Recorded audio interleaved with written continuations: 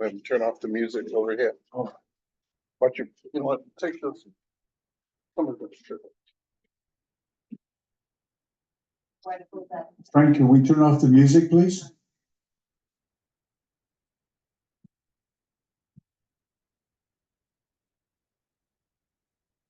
This is for the Pullman porters who organized when people said they couldn't, and carried the Pittsburgh Courier and the Chicago Defender to the Black Americans in the South, so they would know they were not alone. This is for the Pullman porters who helped Thurgood Marshall go south and come back north to fight the fight that resulted in Brown versus Board of Education, because even though Kansas is west, even though Topeka is the birthplace of Gwendolyn Brooks, who wrote the powerful The Chicago Defender Sends a Man to Little Rock, it was the Pullman porters who whispered to the traveling men, both the blues men and the race men, so they would both know what was going on. This is for the Pullman porters who smiled as if they were happy and laughed like they were tickled when some folks were around, and who silently rejoiced in 1954 when the Supreme Court announced its 9-0 decision that separate is inherently unequal. This is for the Pullman porters who smiled and welcomed a 14-year-old boy onto their train in 1955. They noticed his slight limp that he tried to disguise with a doo-wop walk, doo-wop walk, a doo-wop walk. They noticed his stutter and probably understood why his mother wanted him out of Chicago during the summer when school was out. 14-year-old black boys with limps and stutters are apt to try to prove themselves in dangerous ways when mothers aren't around to look after them. So this is for the Pullman porters who looked over that 14-year-old while the train rolled the reverse of the Blues Highway from Chicago to St. Louis to Memphis to Mississippi. This is for the men who kept him safe. And if Emmett Till had been able to stay on a train all summer, he would have maybe grown a bit of punch, certainly lost his hair, probably have worn bifocals and bounced his grandchildren on his knee, telling them about his summer riding the rails. But he had to get off that train and ended up in Money, Mississippi, and was horribly, brutally, inexcusably, and unacceptably murdered. This is for the Pullman porters who, when the sheriff was trying to get the body secretly buried, got Emmett's body on the northbound train, got his body home to Chicago, where his mother said, "I want the world to see what they did to my baby, my boy." And this is for all the mothers who cried. And this is for all the people who said, "Never again."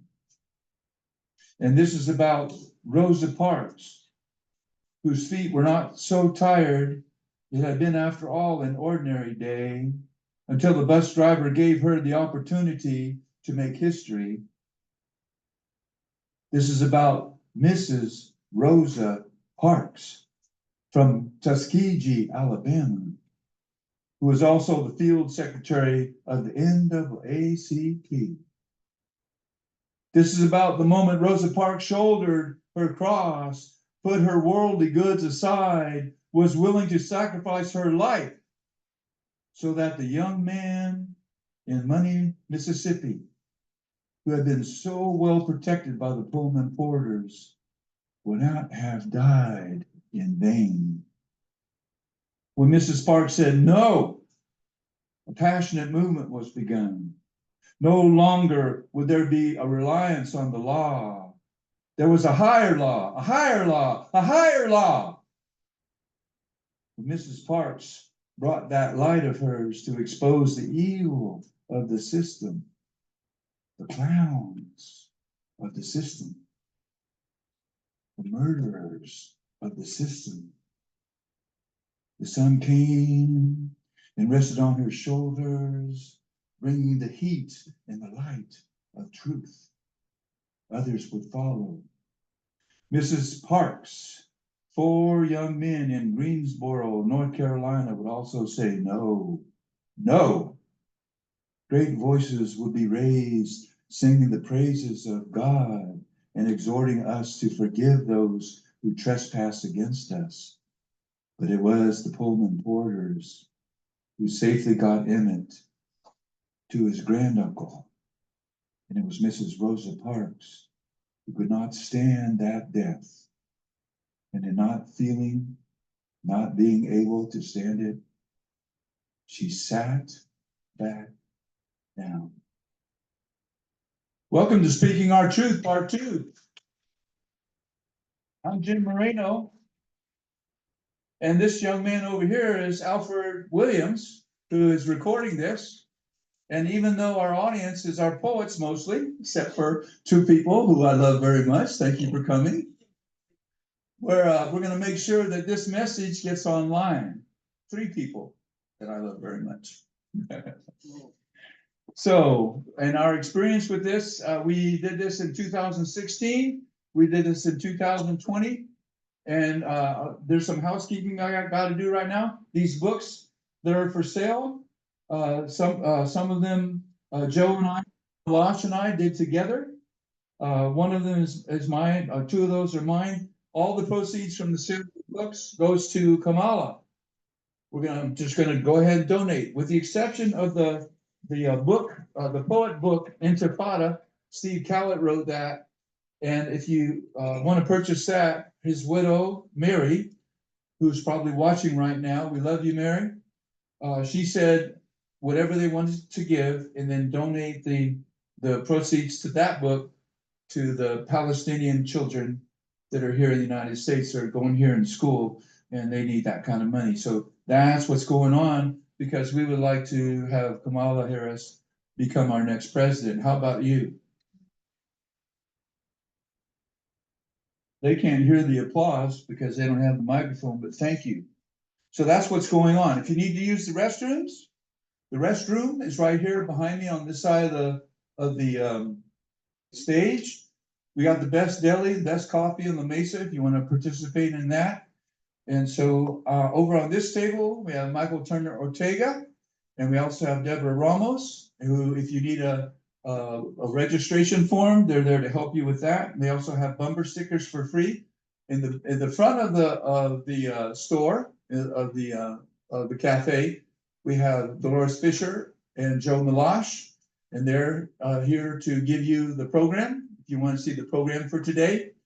And they're also here to answer any questions. Alfred will be recording, and I think I got most of us. We're waiting for this. Cesar is here.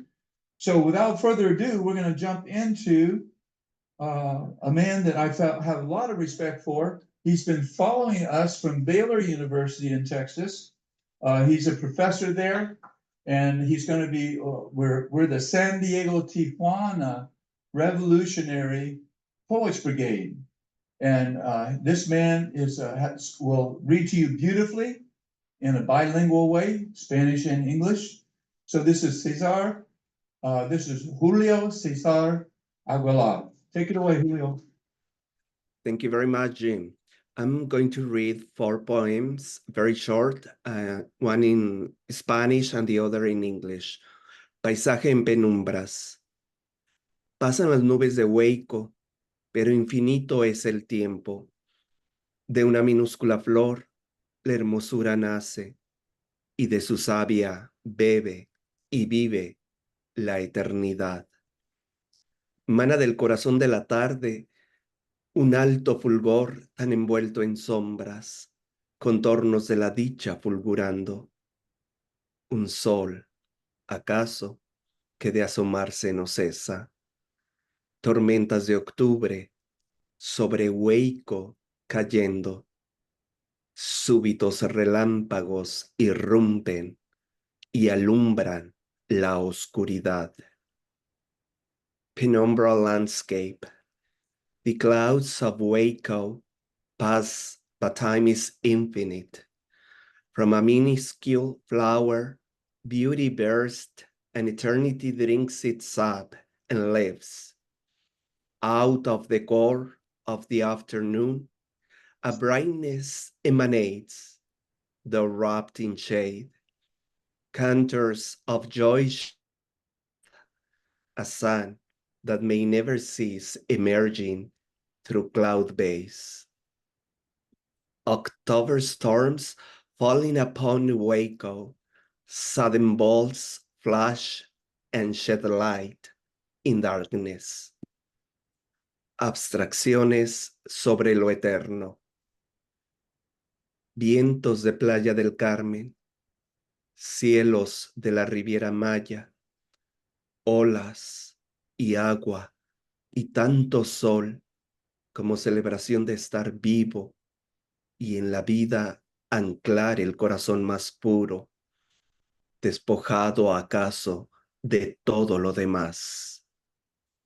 El universo de las cosas pequeñas o de luz el instante tan lleno, naturalmente, de eternidad. Lenguaje de la roca, rica historia petrificada en su silencio mineral. La hoja se desliza a tiempo y danza el aire sobre el agua que sola, se deja ser. En su pureza intactos, los resplandores no cesan de emanar. Meditations on the Eternal. Winds of Playa del Carmen, sky of the Mayan Riviera, water and wave, and so much sun, like celebration of being alive, and in life the purest heart anchored, stripped by chance of all things else. The universe of small things, or of the instant of light so full, naturally, of it. Rock language, rich history petrified in its mineral silence. The leaf slips in time and dances in the air over the water that only alone stops being, calling its purity, emanation of brightness unceasing. La magia del poema.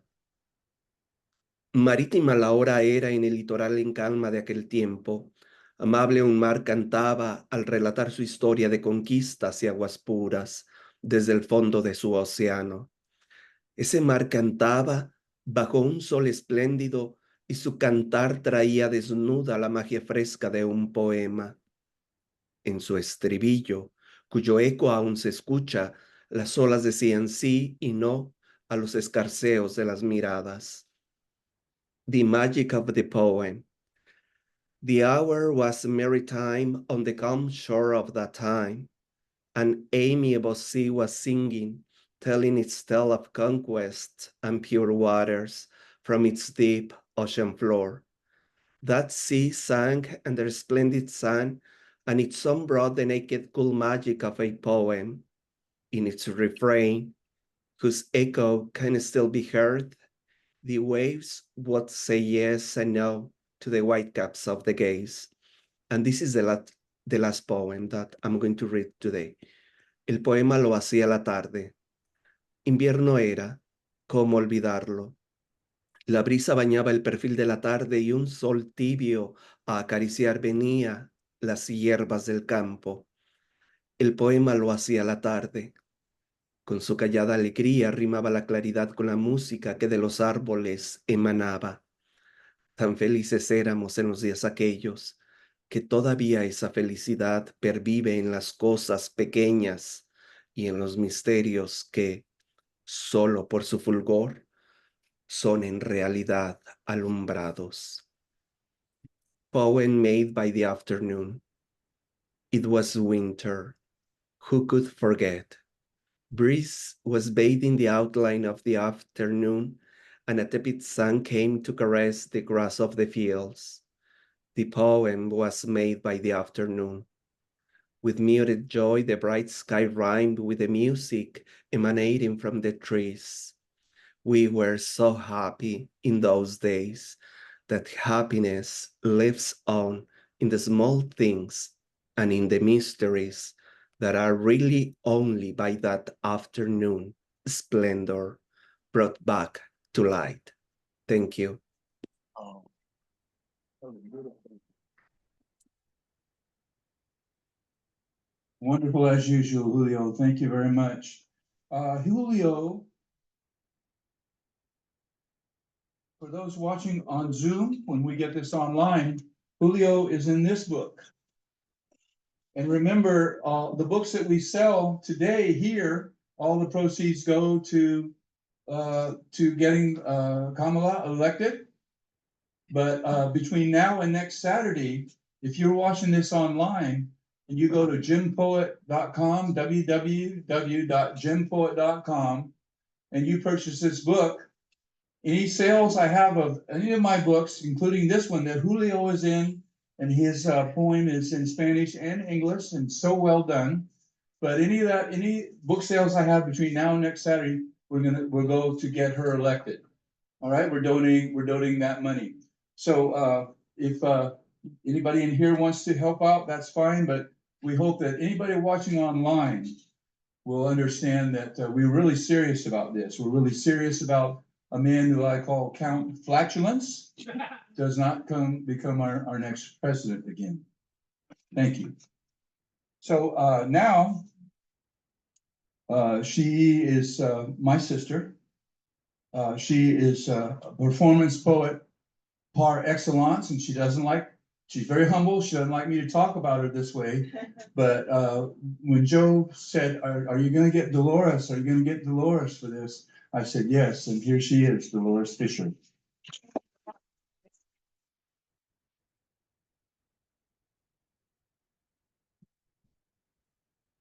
Hello, my brother, and hello, my brothers and sisters in the audience, those of you who are watching online.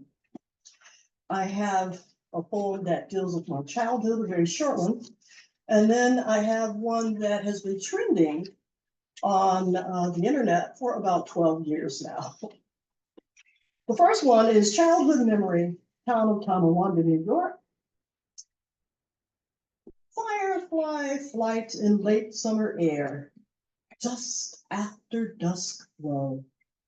Shimmers and sparkles, bright little lights on ugly little bugs. Pretty lights, though. Firefly flight. From front porch chairs, Phil's warm evening flourished with sad delight. That dog day dreaming must come to end. Soon autumn breezes will march the center stage and bow, and we're back to school again.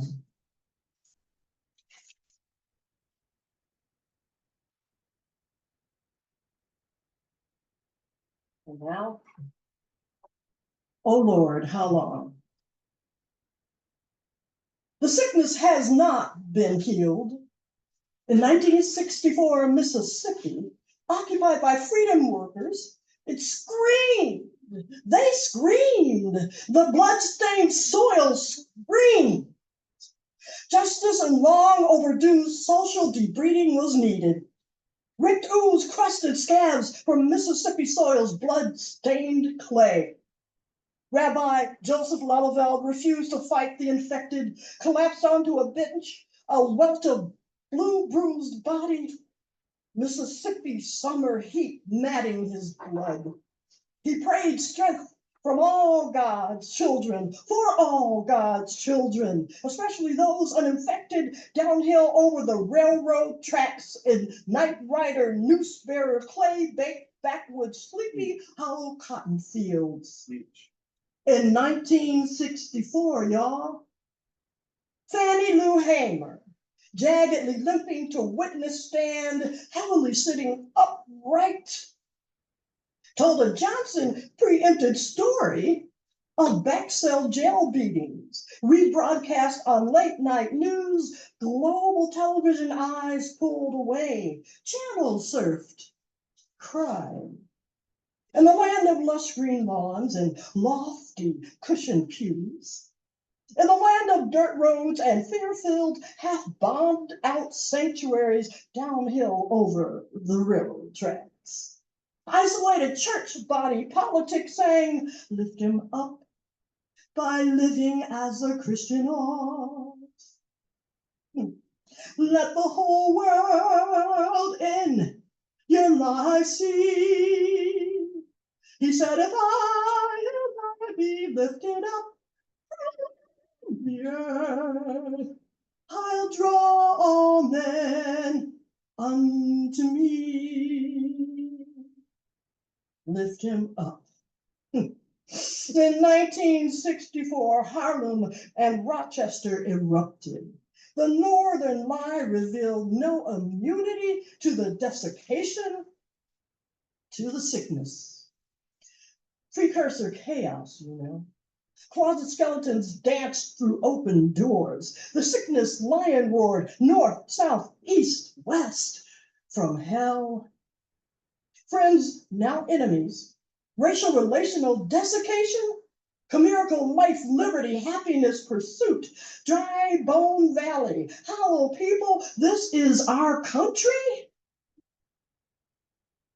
This is our country where people are denied the right to vote. This is our country. Then it happened. America tore her garments, spectral shadows, not a hoax. A triumvirate of tears, flesh decaying, so many bodies unearthed. Then James Chaney, Andrew Goodman, and Michael Schwerner. They were not first nor last.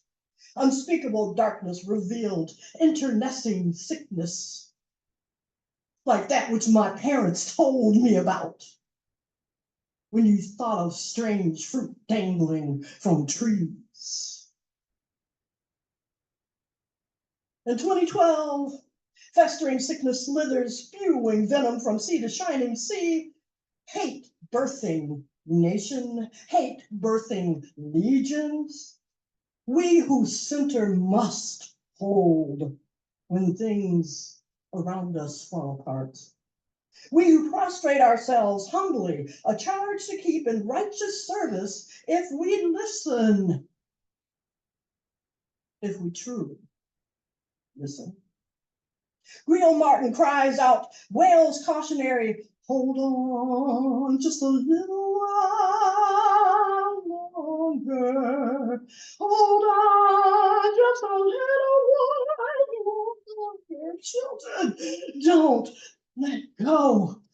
Hold on just a little while longer. Everything is gonna be all right. Griot Martin cries out, trampling drum majors jubilate. Hold on, America. As America's politicians bankroll speeches with children's lives, all will defame to purify America's educational system 2025, you know now. As slogans bulldoze homeless bodies into chasms of poverty, as immoral and unethical equivocation is media spun to cannibalize the vulnerable of our nation. Can you hear it?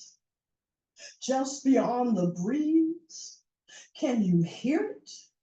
Thousands are rapping about voting. They're rapping about voting. They're rapping about voting. They're sharing with the elders, Generation Alpha, Generation Millennial, Generation X, Generation Y. They're all rapping about voting in 2024. Oh Lord, how long? From a throne beyond time. The trumpet sounds, my child, not long. And I add on to the end of this poem, not long, my child, because you and your vote will determine the outcome of our future. Thank you. Yeah.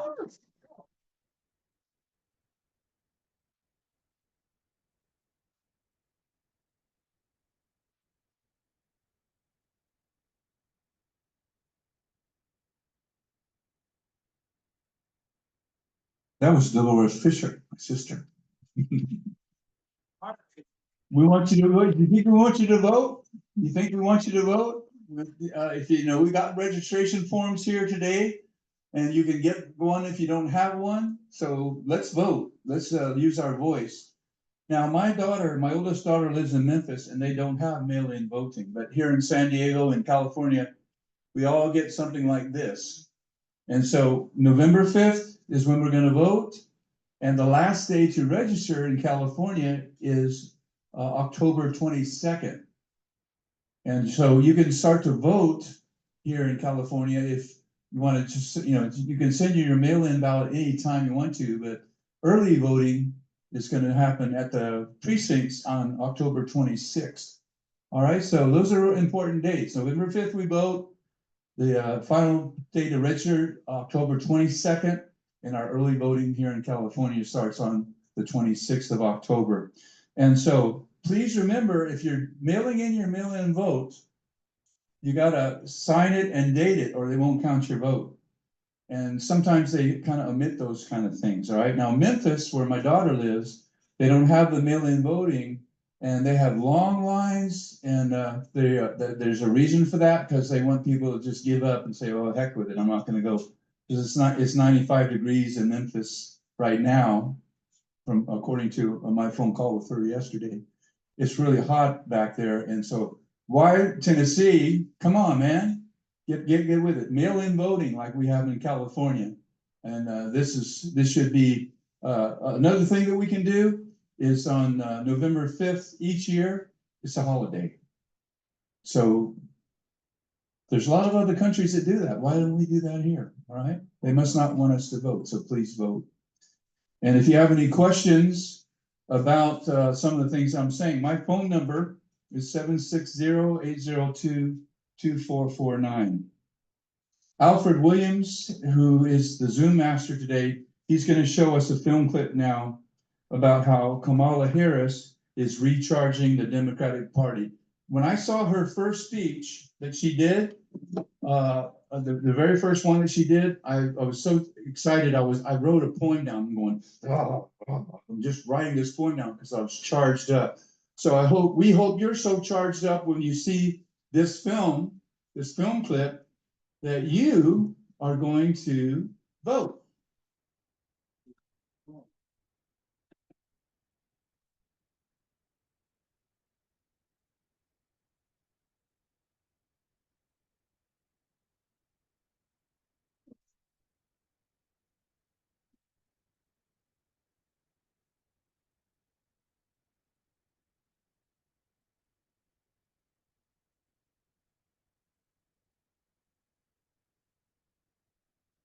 Free copy of my new best-selling book, Commercial Real Estate Investing for Beginners.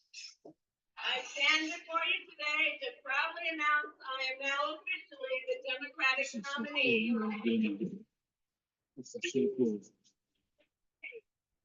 In less than 48 hours after President Biden dropped out of the presidential race, Vice President Harris secured enough support to secure the Democratic nomination, propelling her not only to the top of the party, but into pop culture.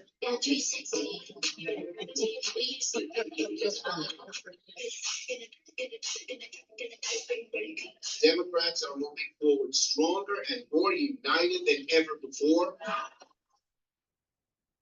Kamala has the backing of every color, every nationality, everybody in the nation. She's also like a really dynamic candidate, especially for like younger people like us. We're in Atlanta, Georgia. When President Biden was on the ballot, Democrats had basically conceded to losing the state. Now that it's Vice President Kamala Harris, Democrats say all 7 swing states are back in play. and with some molds on the ticket, it could shore up even more Midwestern votes. He's the governor of Minnesota. He has a military background. The Trump campaign has been really surprised by how quickly Harris has consolidated power in the Democratic Party. They have spent the last few weeks really struggling to define her. Kamala Harris is well known, but she is not well defined. People know her name, but they don't really know much about her. She's not somebody that researched too in depth. She's kind of laid low, but that's kind of what vice presidents do. You're going to see just an incredible effort into both Democrats and Republicans defining her in the ways they want those voters to see her. The uncertainty surrounding Harris's policies also appears to be working in her favor. At the end of the day, it feels like a breath of fresh air, which I'm really excited for. Everyone is enthusiastic and excited about the future rather than looking back at the past.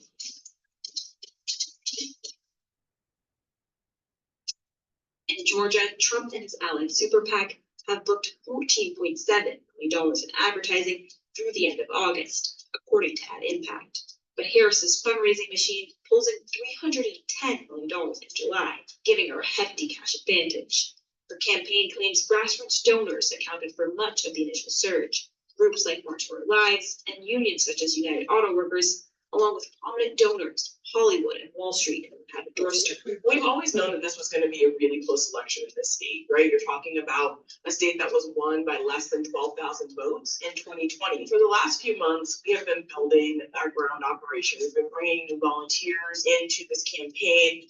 Get Out the Vote efforts have also mobilized. You share with your peers to going out there and make a big difference. There's a lot more people on the fence are kind of wondering, is this really the right decision? Do you think Harris has any particular appeal to the coalition that is in Georgia, to young voters, to Black voters? Absolutely. The work that she's already done fighting for Georgia families, the work that she's already done on student loan debt forgiveness, on growing the economy. Based on the initial polling that we've seen out of swing states, Harris so far has not been tagged with inflation the same way Biden was. And that gives her a huge opening, I think, to really talk about the economy in a positive way. Some of the things she's going to emphasize are going to be expanding the child tax credit, helping working families, helping caregivers. Some of the things that Biden wanted to do initially in his first term that he wasn't able to pass through Congress.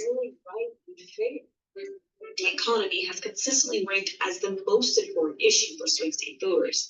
But for others, immigration and abortion are priorities. The Trump campaign is trying to paint Harris as the quote-unquote border czar. President Biden, early in his presidency, put her in charge of relationships with a bunch of the countries, south of the border, to try to build up their economies and their political system and make them more stable so that migrants were less likely to leave those countries. It is certainly a very tall assignment and one that she couldn't necessarily succeed in just because you only have so much control over what other countries do. Harris has talked about how if she was elected, she would sign this border security bill into law. It actually was getting some traction on the Hill, but Donald Trump really made it clear to Republicans that he did not want this to be passed. And he effectively killed it from the outside. He wanted immigration to remain a political vulnerability for Democrats heading into November. On abortion, this was never an entirely comfortable issue for President Biden. He has very deeply held religious beliefs. So when Dobbs was overturned and the federal right to abortion was overturned, he definitely came out and condemned it, but not as forcefully as some Democrats had wanted. Now enter Vice President Harris. She is looking for a new issue outside of immigration, and she really latched on to abortion and reproductive rights. Kamala Harris understands it's our bodies, it's our choice. Child care, paid family leave, these are critical economic issues that families struggle with. There are states that are going to have initiatives on the ballot that will absolutely focus on access to abortion. Arizona being a really prime example of that. It's a battleground state. It's a state where you have a competitive Senate race. Both parties are really fighting for sort of the middle-aged suburban women vote, and having Harris be such a strong messenger on abortion really is going to give her a huge leg up over Trump with courting this voting bloc. I don't want someone else telling my daughter what to do with her body. As a dad, I want to be the only person that tells her what to do, and then she'll ignore me.